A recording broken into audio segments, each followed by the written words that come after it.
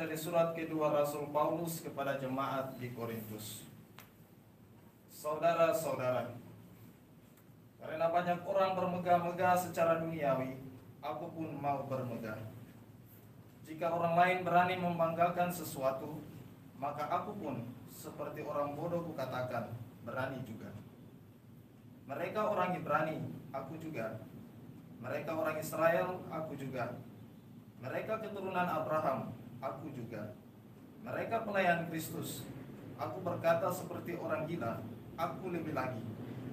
Aku lebih banyak berjerih payah, lebih sering di dalam penjara, didera di luar batas, kerap kali dalam bahaya maut.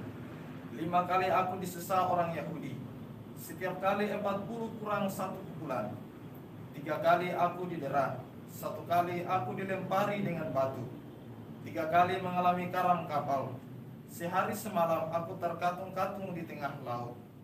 Dalam perjalananku, aku sering diancam bahaya banjir dan bahaya penyamun, bahaya dari pihak orang-orang Yahudi dan dari pihak orang-orang bukan Yahudi, bahaya di kota, bahaya di padang gurun, bahaya di tengah laut, dan bahaya dari pihak saudara-saudara palsu. Aku banyak berjerih payah dan bekerja berat. Kerap kali aku tidak tidur. Aku lapar dan haus. Kerap kali aku berpuasa, kedinginan, dan tanpa pakaian. Di samping banyak hal lain lagi yang tidak disebutkan, masih ada urusanku sehari-hari, yaitu untuk memelihara semua jemaat. Jika ada orang yang merasa lemah, tidakkah aku turut merasa lemah? Jika ada orang tersandung, tidakkah hatiku hancur oleh duka cita? Jika aku harus bermegah, maka aku akan bermegah atas kelemahanku. Demikianlah sabda Tuhan. Syukur kepada Allah. Mazmur tanggapan dengan refren, Allah melepaskan orang benar dari segala kesesakannya. Allah melepaskan orang benar dari segala kesesakannya. Aku hendak memuji Tuhan setiap waktu. Puji-pujian kepadanya selalu ada di dalam mulut. Allah melepaskan orang benar dari segala kesesakannya. Tujukanlah pandanganmu kepadanya, maka mukamu akan berseri-seri dan tidak akan malu tersipu-sipu. Orang yang tertindas ini berseru dan Tuhan mendengarkan. Ia menyelamatkan dia dari segala kesesakannya. Allah melepaskan orang benar dari segala kesesakannya. Baik pengantar Injil. Haleluya, haleluya, Haleluya, haleluya. Berbahagialah orang yang miskin di hadapan Allah, sebab milik merekalah kerajaan Allah. Haleluya, haleluya.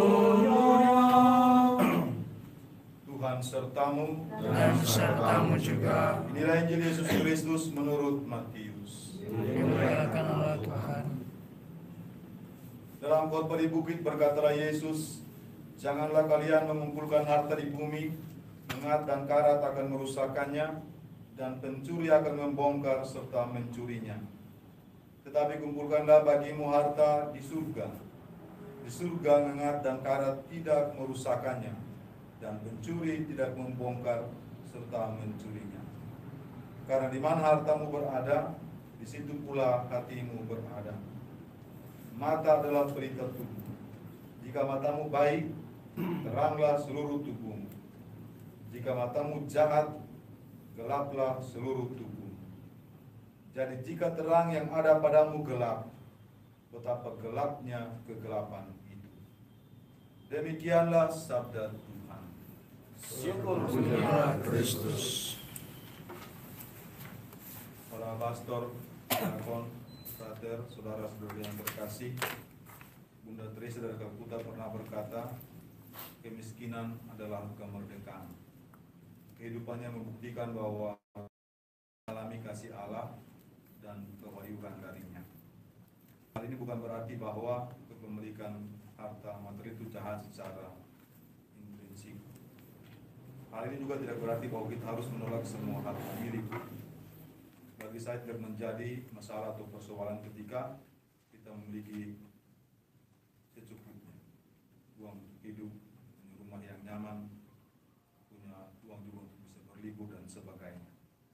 Yang menjadi masalah adalah apakah hal tersebut menguasai diri kita, apakah bahwa